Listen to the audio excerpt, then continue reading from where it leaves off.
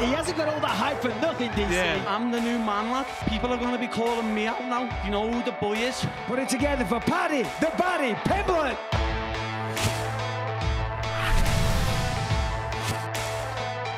Welcome to UFC Unfiltered. Please tell me that's on video. I've never been happier. I'm made for a fucking podcast. That's dangerous. Listen to me, we're at it.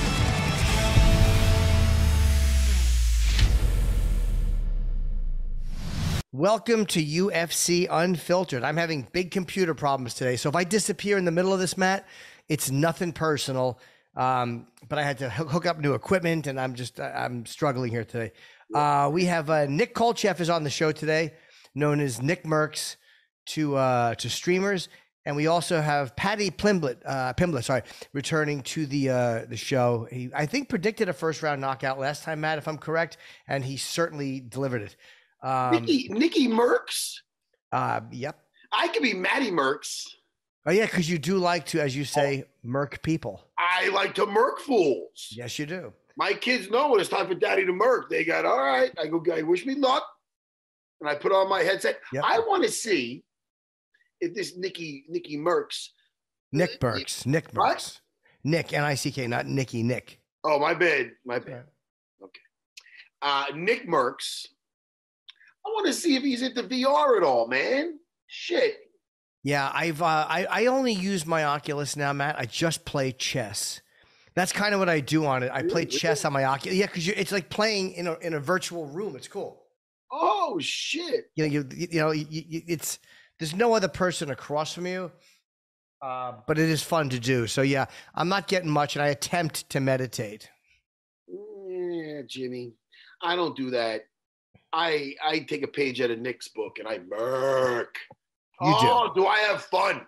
Two of my childhood friends, I know them since I'm 14, once since I'm in fourth grade, even younger. Yeah. Robbie C and Bry D. We get on there. We're all now we're all adults. We have kids and everything, but we meet up in there. We get in that metaverse, and I put that thing on. I meet them. Yo, Bry D, Robbie. He's Savage Sparrow and Chef Bomb. The other guy's a chef, and we go on missions. Jimmy. Yeah, you do. Want to go on a mission with me, my friend? I'd like to go and watch, but I get dizzy in that one. I get nauseous kind of in that in VR playing games. I can't do it. Yeah, take some Dramamine and you man up. Listen, I know. When is our first guest arriving? He'll be here shortly, I'm sure. I'm sure we got news to talk about. Hey, I heard this fight's coming up. Yes, there are. Volkov Aspinall is coming. Let me get the date. I have so many windows open. I mean, I really need to learn how to be a professional at this. It's all, let's see, that is happening on, I'm half blind, March 19th. The O2 in London is phenomenal. I think Aspinall is 11-2, and I could be completely off on that against a Volkov, but that's a great fight. And yes, Paddy Pimblett is fighting Rodrigo Vargas on that card. And Pimblett's got a huge deal with Barstool Sports. He's really a personality that they love. And, I can see why. He's really an entertaining guy. He has a great personality. And he sleeps fools. Why am I talking like that? I don't know. You're right, though. Okay. American fools. Now I'm saying I'm not saying he sleeps. You're a younger man. You're a little bit of a midlife crisis. Nick is ready to go. How old is Nick? He plays video games. He's 31, I think. I think Nick is 30. Nick is 31, I believe. Well, there you go. He's a grown-ass man playing video games. Nothing wrong with it.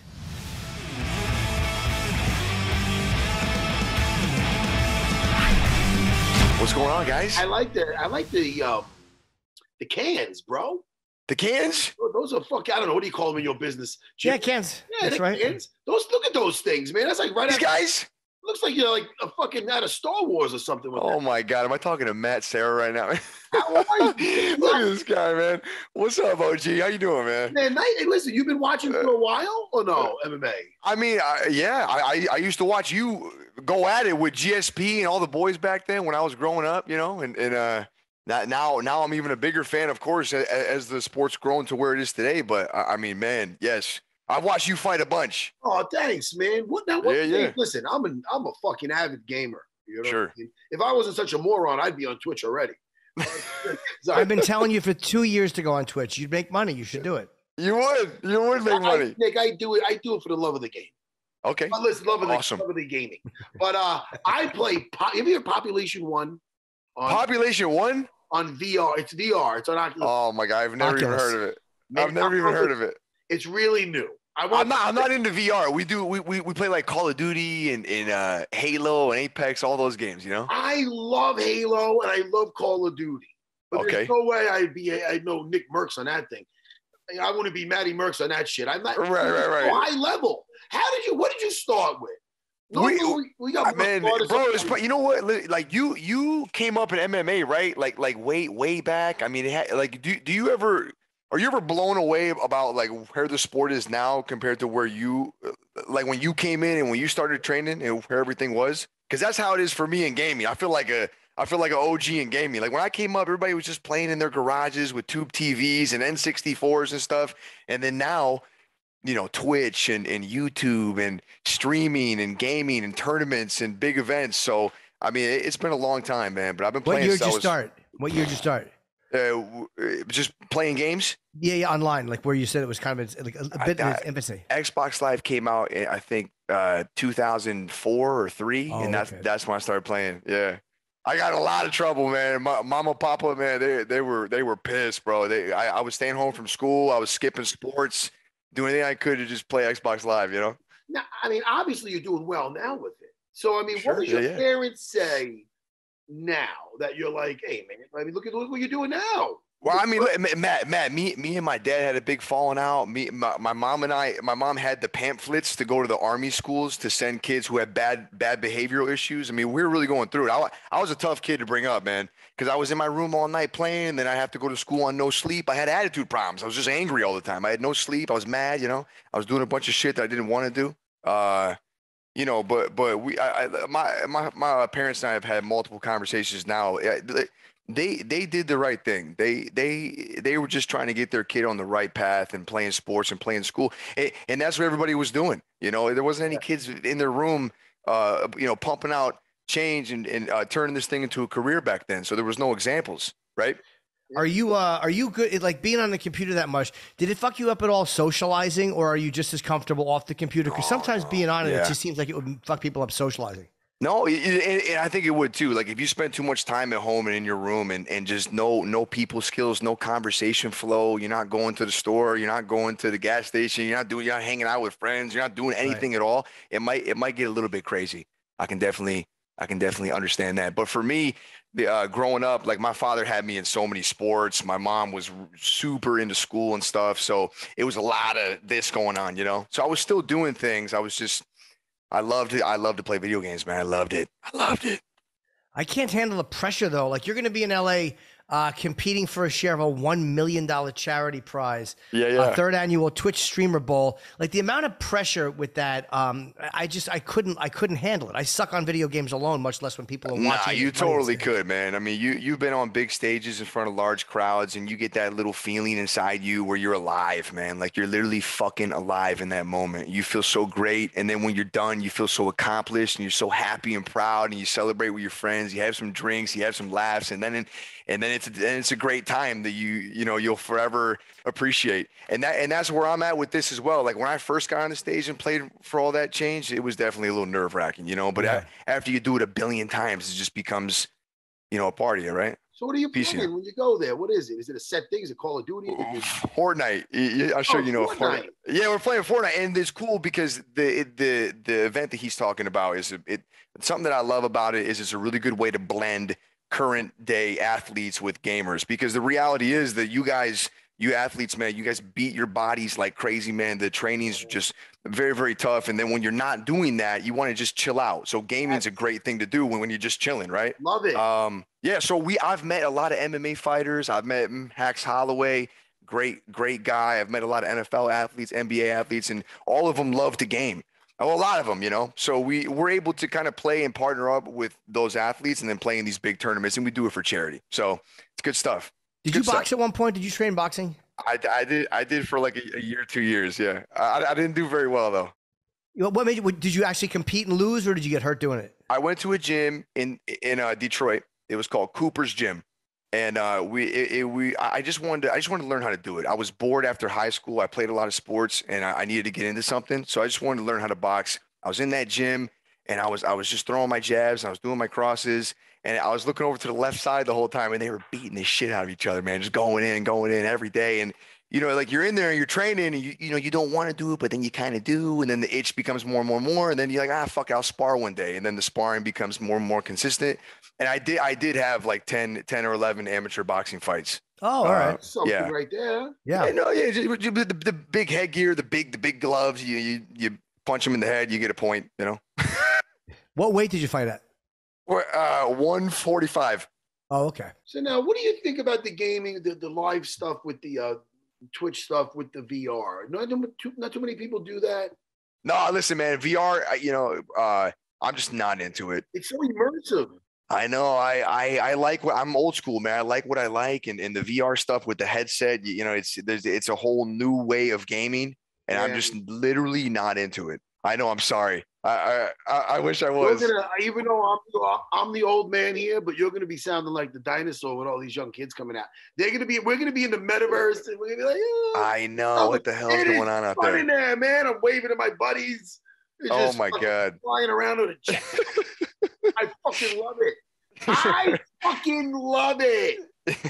And then my wife comes and she hits me in my balls when I get too loud. Oh my God! When you get too loud. You know when VR gaming lost me. Like I was an arcade when I was a kid. It was all arcade, so I would stand there and play for hours. It was Asteroids.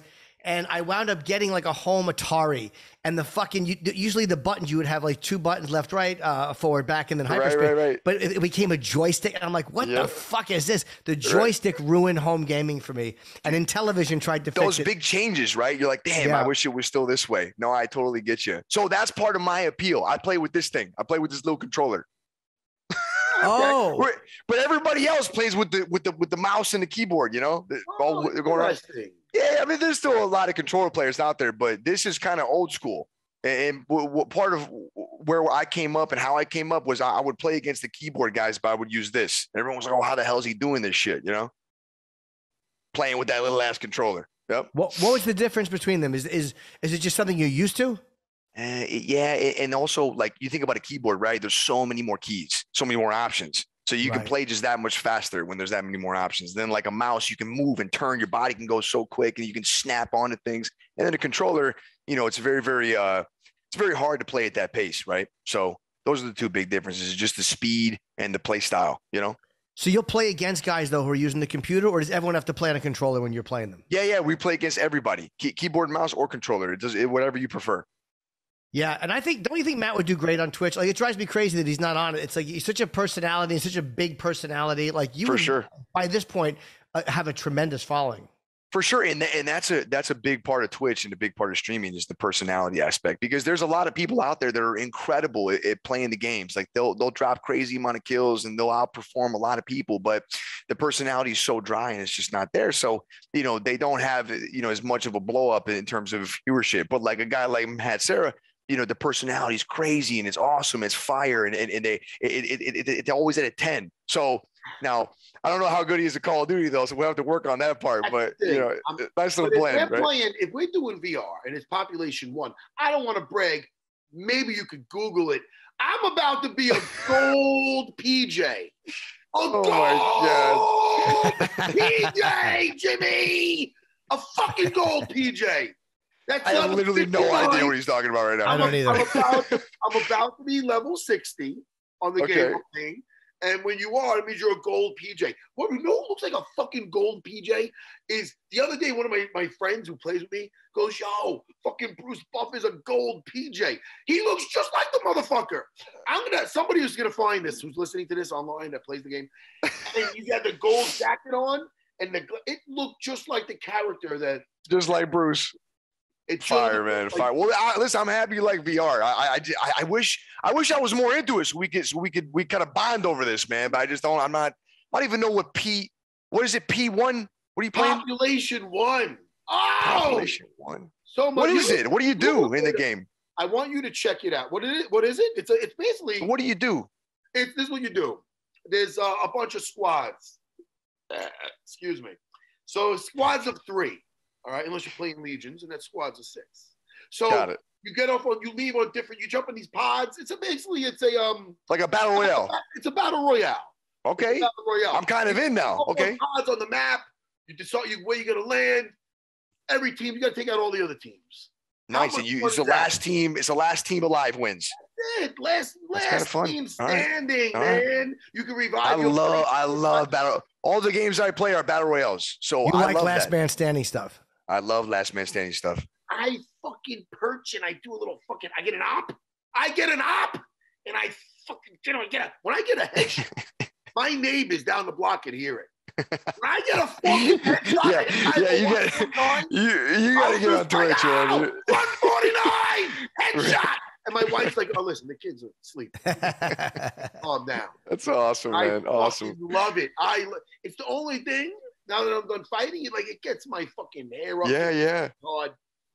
Yeah. Awesome. You got to hang on to that, man. Thank you. You got to hang on to that. Yeah, no, I won't play it. It made me nauseous. I played VR chess and that's it. And Fitbit like a fucking old lady where I punch like beach balls coming at me. I'm pathetic. I tried population ping pong and shit. It really is fucking old. Yeah, it's like Golden Girl shit. But I tried that population one. I got nauseous and I kept dropping the gun. I got shot immediately and I was like, fuck this. I can't do it. Yeah, people get motion sick. Yeah. Right. From being it's crazy. Wow. And you're a fight fan too, which is do you go to fights or do you just watch on? We went to that last one in Vegas, the Volkanovski fight, and that was incredible, man. I mean, that was a banger. They were standing in the middle of the octagon, screaming at each other, pointing at each other and shit. And that's the only fight that I've ever been to live, and it kind of ruined it for me because now I just always want to be there. It's so much better in person, in my opinion. Like the energy of the crowd, people getting into it. I don't know. It's kind of hard to feel that same feeling back home. Now, don't get me wrong. I still watch all the fights from back home. I buy them all. I'm a big UFC guy. But like I said, just being there live is not really comparable, It's a weird energy when you're watching. There's something about the energy of the walkout. You're right. There really is nothing that compares to it. It's and you can't really describe it to somebody. But when you're watching this, two guys just getting into a cage to pummel each other, it's just like there's very few things with the stakes that this has. There's and very few. The way you hear it too, like you hear the cracks and the punches. I mean, it's just incredible. It's very, very fun for me. I love going to the fights. I think if they were all in Vegas, I'd be going much more. I'm way over here in Florida, so that flight sucks. Yeah. Well, what they do well too, the UFC does great production. Like they have great production pieces. So even when you're in the arena, when they're showing you like the lead up to the co-main or the main, the production pieces are really good. And a lot of sports do terrible jobs with that. And I agree. Really and then that damn camera lens that they're using this past year is incredible. You can see anything and everything on their face. Ridiculous, It's almost 3D. Yeah, it's really right. It's like you're right there. It's almost like home video. Like, remember home video? Like, old porn was on home video, and it had this really weird, you're in the room with them quality, and that's almost what this feels like. But it's right there. Incredible. Yeah. That's one of my favorite categories. Porn? Well, what'd you like, though? The hidden video? What'd you say, Jimmy? Well, home video. Oh, okay. I was thinking a hidden video. That's different. No, home video. I'm saying that home video quality of these new UFC cameras. I've noticed them too. They're incredible. Whatever they're using, there's nothing like it. Yeah. Sometimes it's good stuff. Sometimes I'll type in mature pog, which is a fat white girl. Now pog would be what? Piece of garbage? Pog. Oh, okay. Fat ass white girl.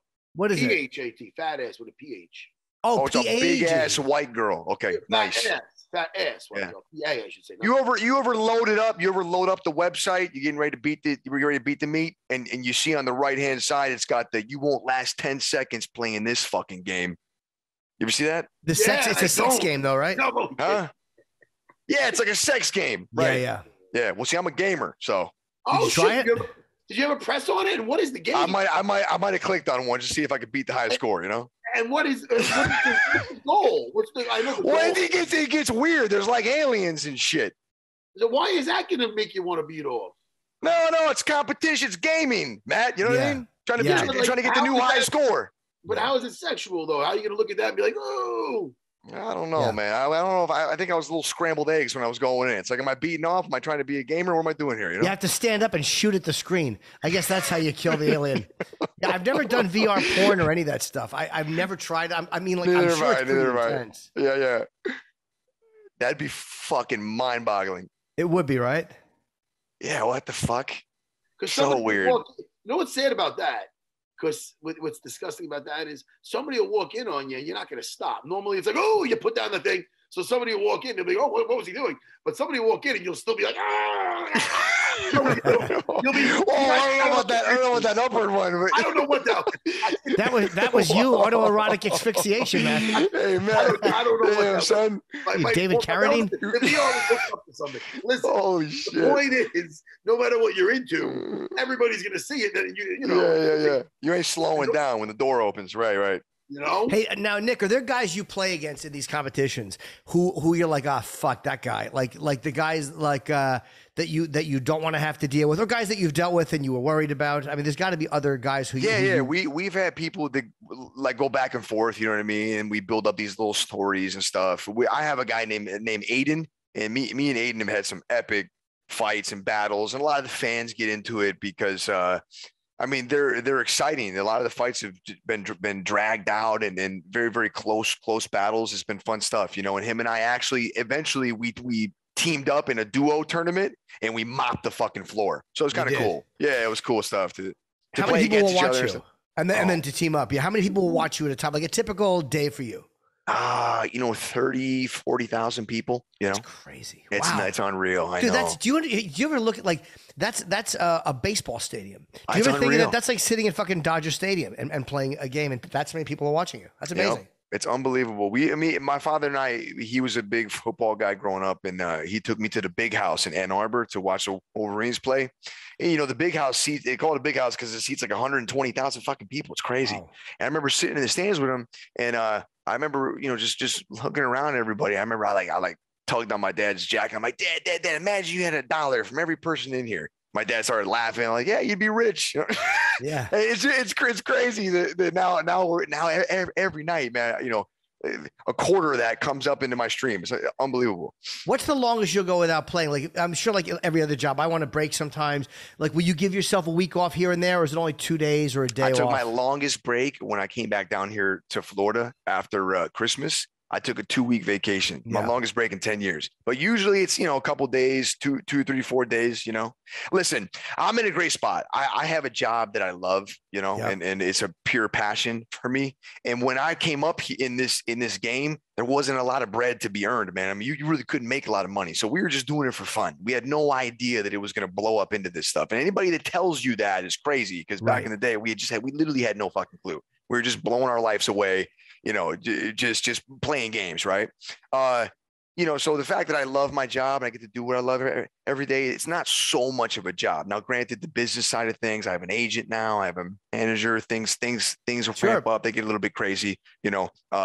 But even doing stuff like this here with you guys, I mean, I used to watch Matt. I watched Matt and GSP stand in the middle of that fucking ring, just beat the piss out of each other. And I remember being in a Buffalo Wild Wings, looking up at the TV like, what the fuck? This is incredible. I'm with my buddies. We got wings. We're watching. And here I am full circle, you know, at your guys' podcast talking to the guy, you know, so it's never a dull day in my world, man. I'm always like, oh shit, this is great. And I'm always very appreciative. And I try to keep the perspective flowing. I try to remember, you know, those days, compare them to now.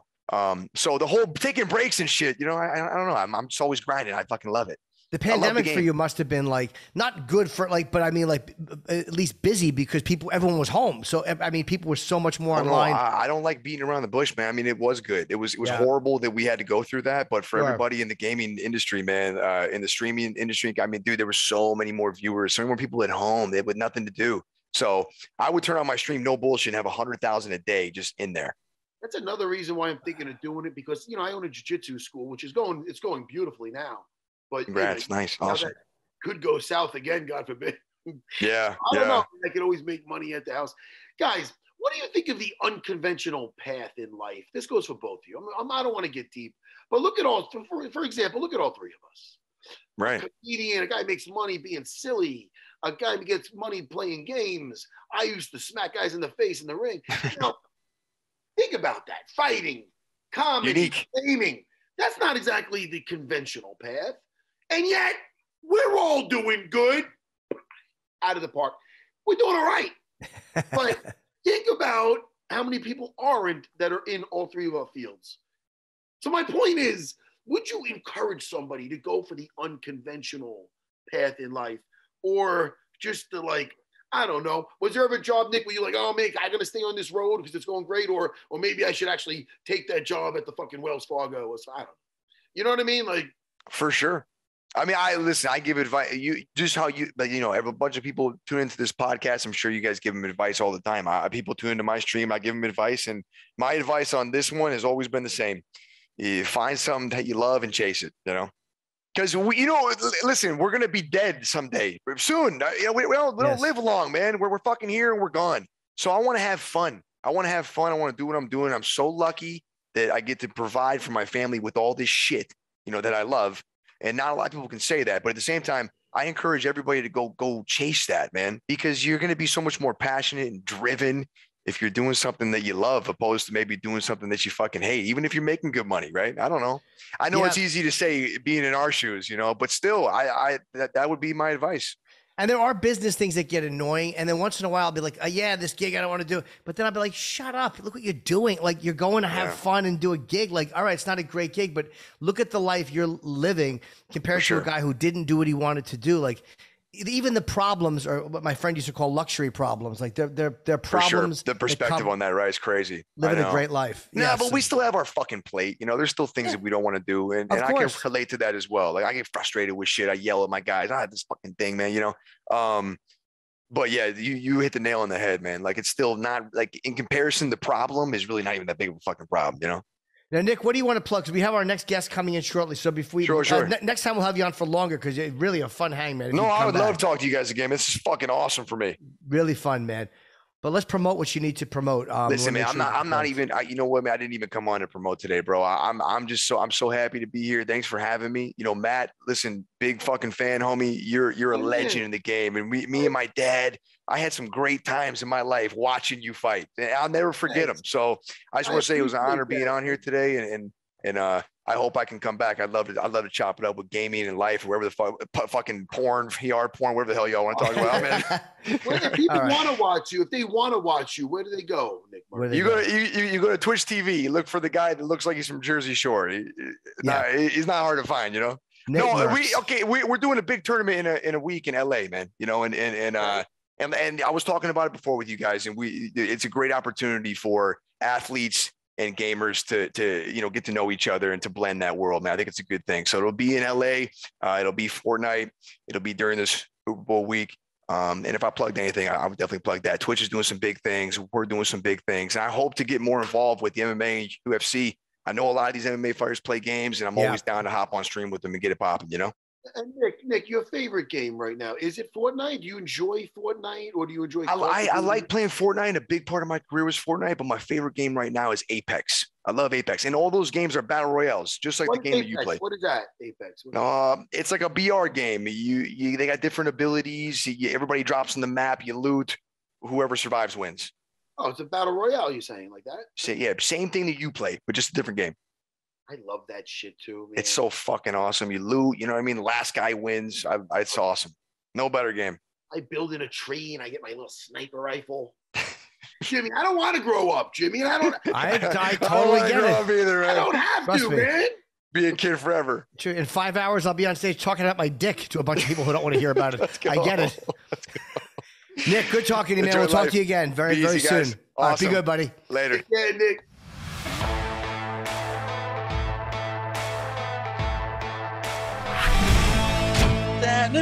How you doing, man? What's up, Paddy? I'm good. What's going down? You must have been happy. I believe the last fight you predicted what you were going to do before you did it. You kind of predicted you were going to end that fight in the first round, and you did. Yeah, it was always happening. It always happens. Now, are you scared to make, because Ali made predictions like that, and most times he would back it up, but does it put additional pressure on you as you see the round ticking away, fuck, I've made this prediction? Yeah, well, when you're in there and you're getting punched in the face, you don't really think about your prediction, to be honest. I guess not. Yeah, you don't really think about your prediction, but obviously when you come out of there, you can look like a bit of an idiot. But I've just got that much belief in myself that I know what I'm going to do, and I'm going to go out there and do it. And I always say, if you believe in yourself and you believe you're going to do it, then you're going to do it.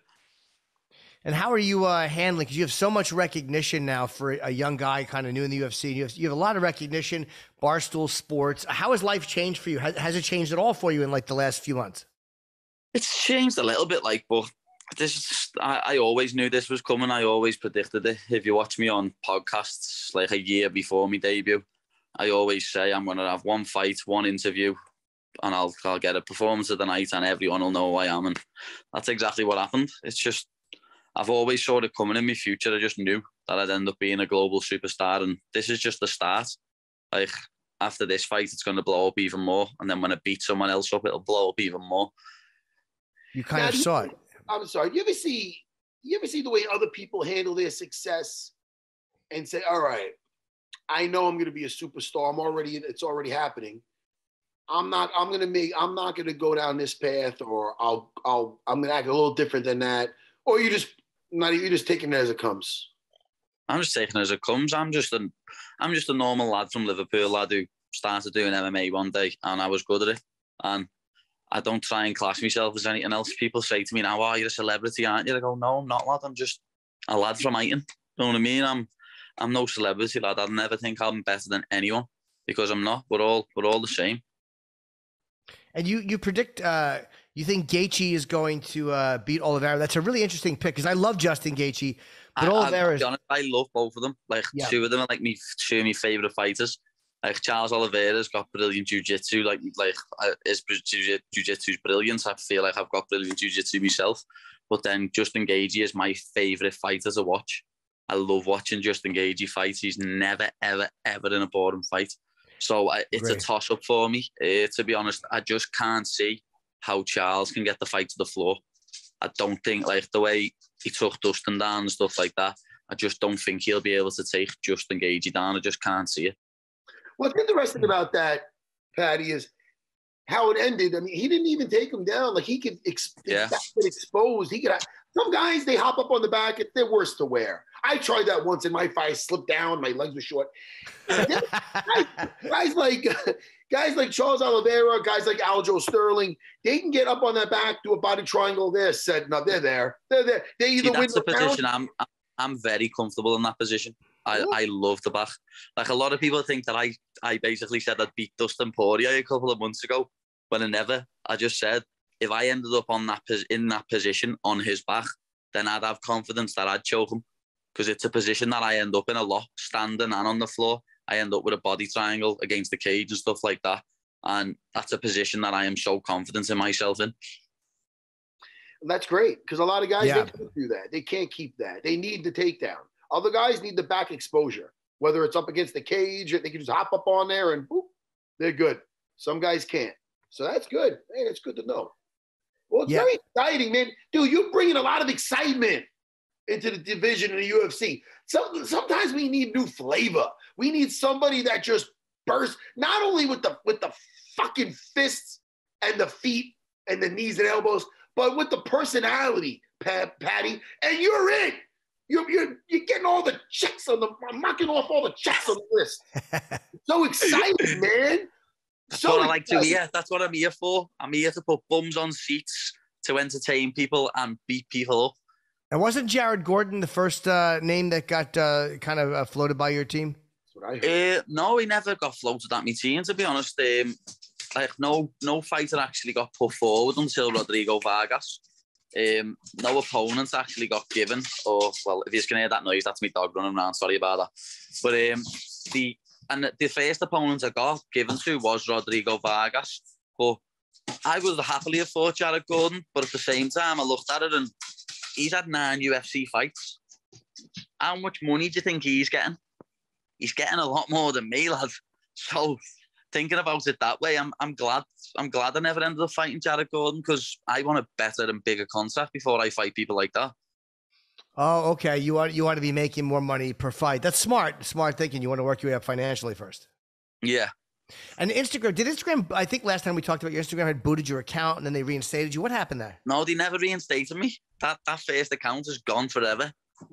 That's why my new account is Paddy the Baddy UFC, because I had to make a new one.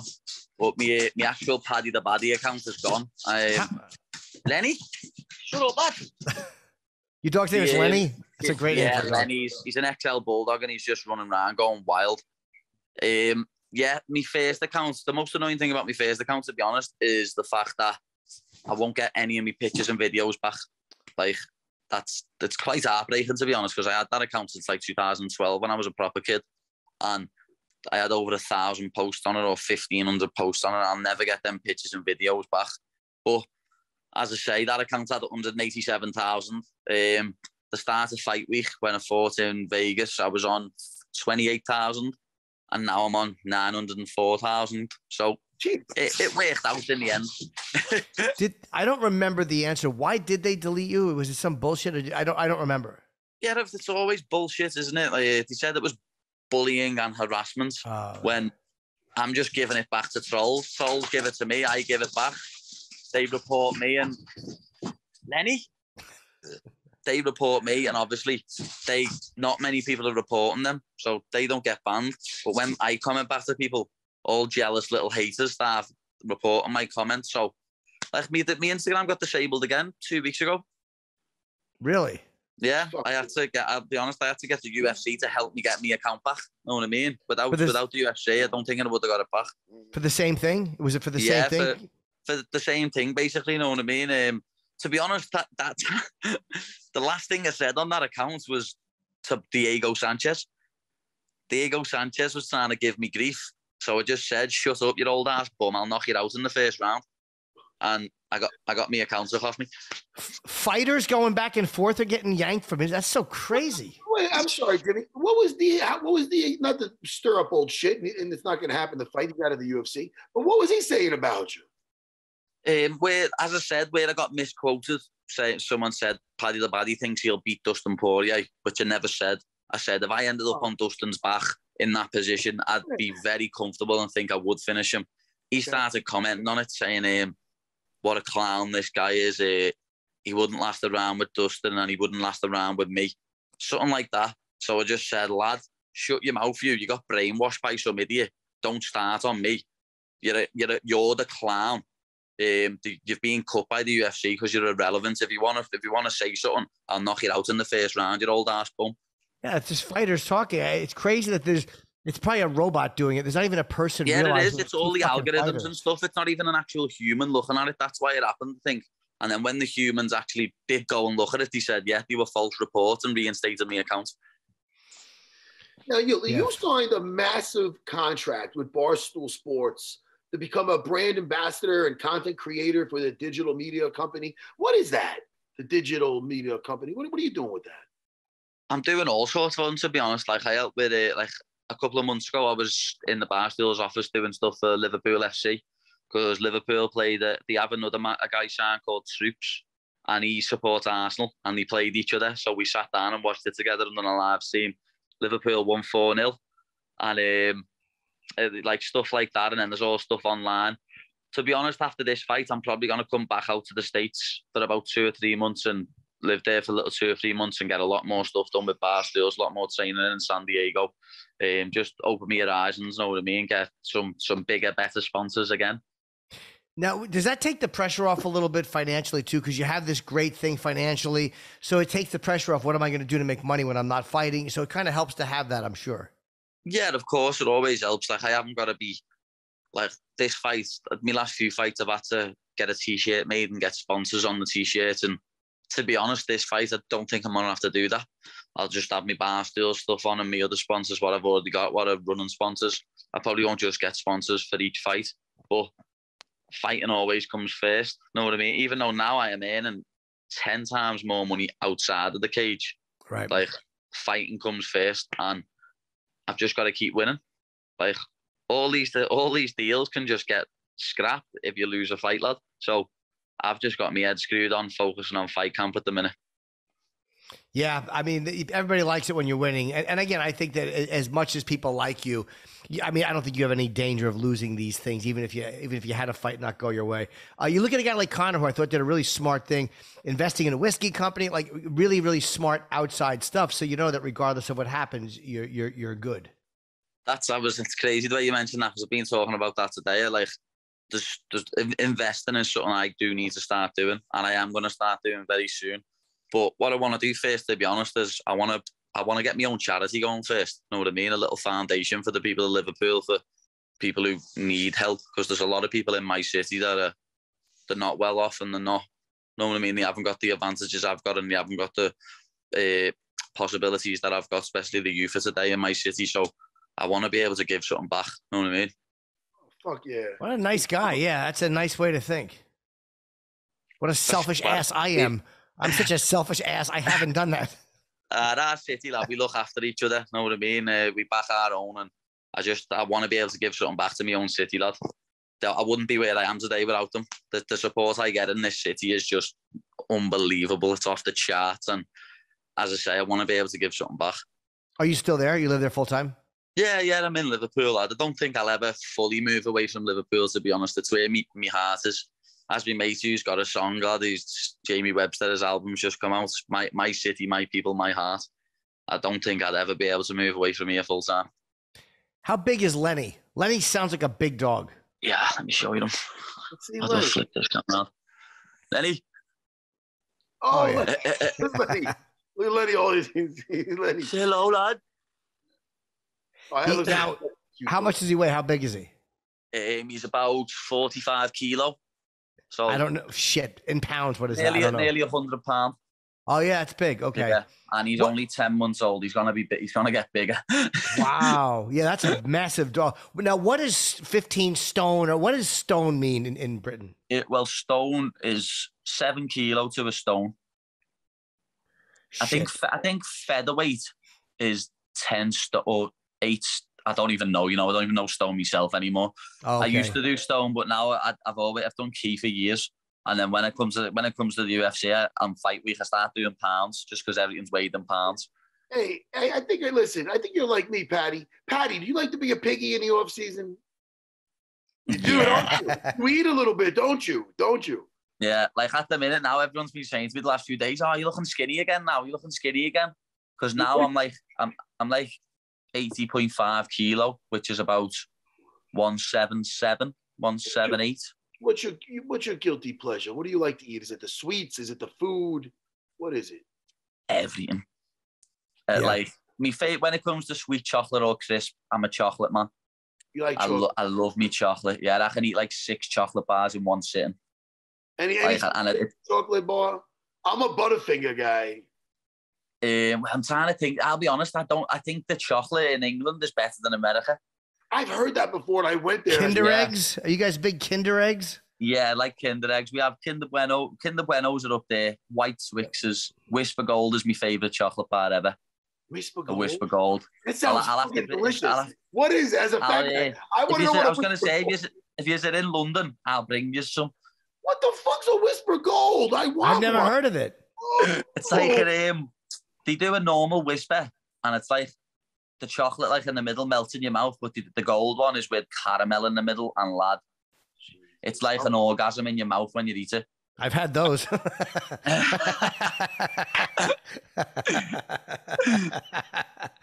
going to look this up, Paddy, as we're talking.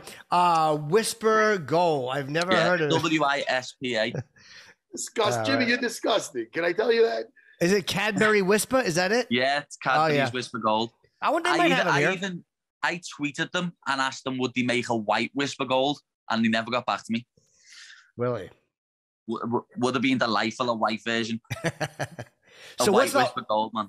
Is that the hardest part for you not to eat? Like when you're back in camp and you gotta get serious. It's the chocolate. Yeah, not even the chocolate. It's just food in general. Yeah.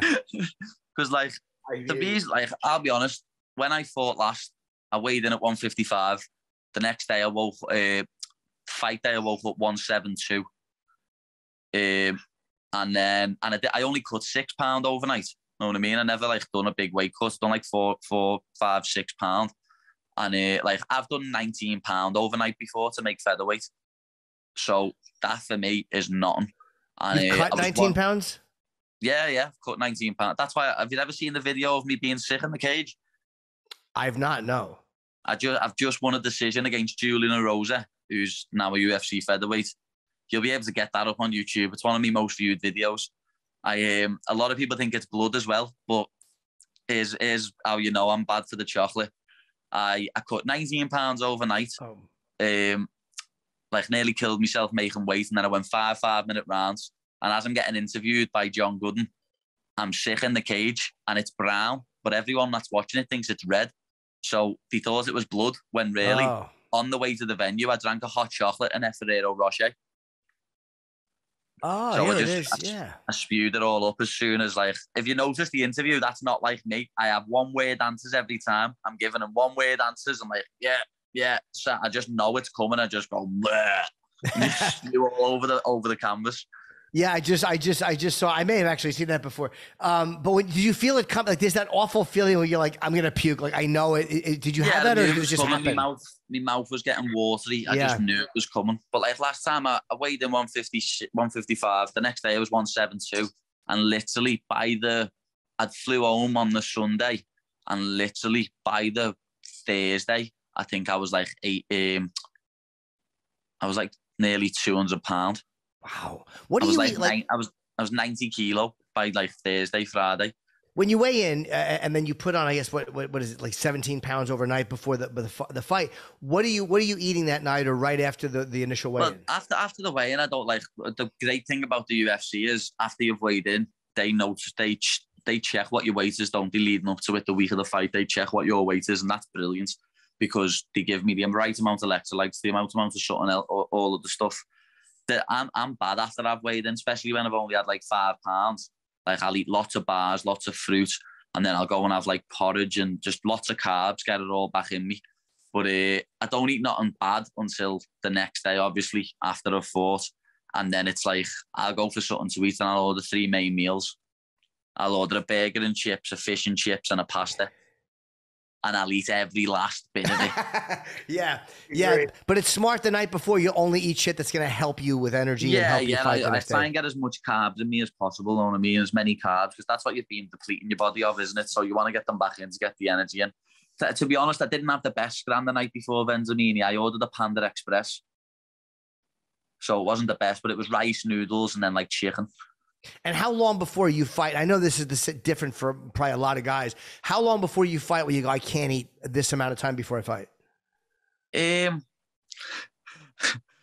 don't know. I was in the back in the Apex eating. Have you seen the little Nutella things they give you? What you dip the little sticks in? Yeah. I was nailing them in the back, nailing them like fucking an hour before. Oh, okay. Yeah, there's that famous footage, right, Matt, of Derek Lewis eating before the fight? Oh, I think it was like a couple of fights before his, and he had a big plate of food. Yeah. Bad, man. I mean, that's crazy, dude. That's the thing. What was good about fighting in Vegas at 1 p.m. though, I knew that I was just having breakfast, and then there wasn't really anything else I could get in because I'd be full. But like when we're fighting in London, I'm probably going to be on later on the night, so I'm going to have to get me coach to get me in a headlock and make sure I don't eat no shit. Yeah, right. It's so funny, man. You just want to go in there and have everything just perfect. So you're like, oh, I don't want to be bloated. I don't want to be this, that. You know, it's like it's such a regulated thing. It makes a difference if you're fighting earlier or later. I didn't give a fuck when I used to fight prelims. I was like, all right, good, let me get it over with, and I can eat some popcorn. Yeah, I'm thinking I want to open up the main card, to be honest, because I know what time I'm fighting then. I know when I'm on. I haven't got to worry about other people finishing or going to decision. I know exactly what time I'm on, and it'll be a unbelievable curtain raiser, mate, me walking out in there. Trust me, you're going to see the best entrance I've ever seen in the UFC. Ever. Best entrance. Best entrance. No one gets the crowd going like me, lad. I go banyans going out, and no one, I swear to God, it's like a house party when I walk out. What song do you use again? Tell us your song. Lethal Industry into Heads Will Roll. It's a little remix I got someone to make for me, so it's 2 different songs blended together, and it just gets people going like nothing else. Rodrigo Vargas is going to be like, what's going on?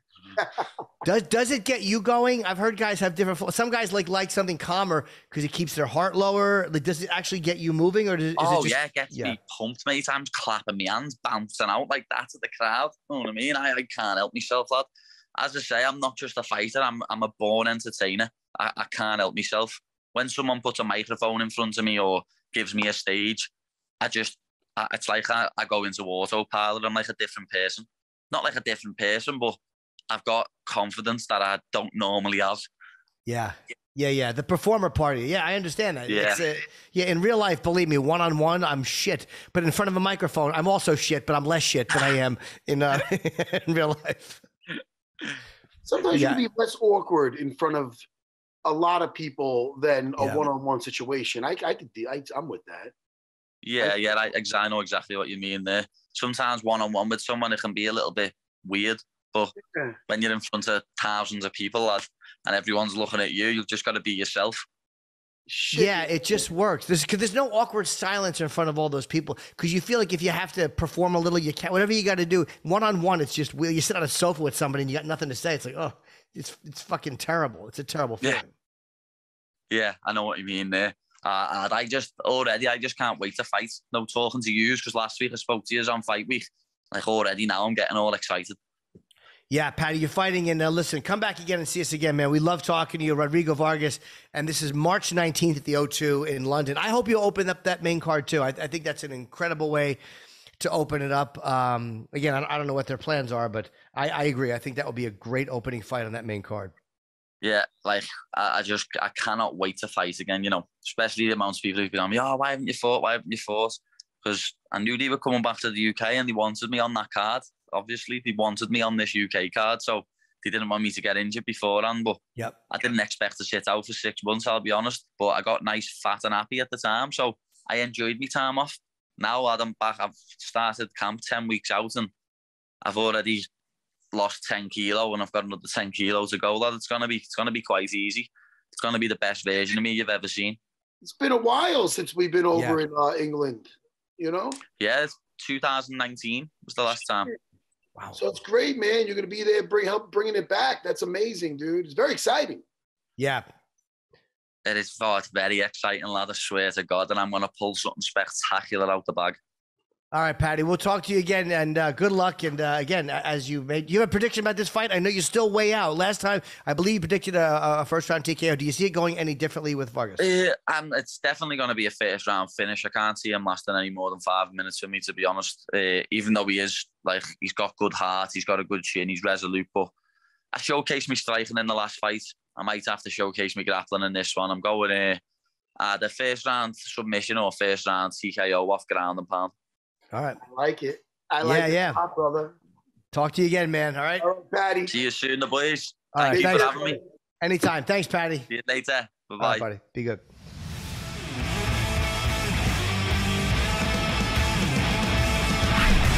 Listen, very likable, very confident, sure of himself. I like him. I like him a lot. But it's not off-putting. Like, it's not arrogant. It's just he's confident, and it's not an off-putting. It doesn't seem fake. It seems like he just genuinely believes in himself. I like it. I like him, you know? And I like NICKMERCS. Yeah, I do too. Also, really, really a fun guy to talk to. So, obviously, Paddy whenever he wants, but Nick, I'd love to have back whenever Nick wants to come because interesting talk about something I know very little about, video gaming.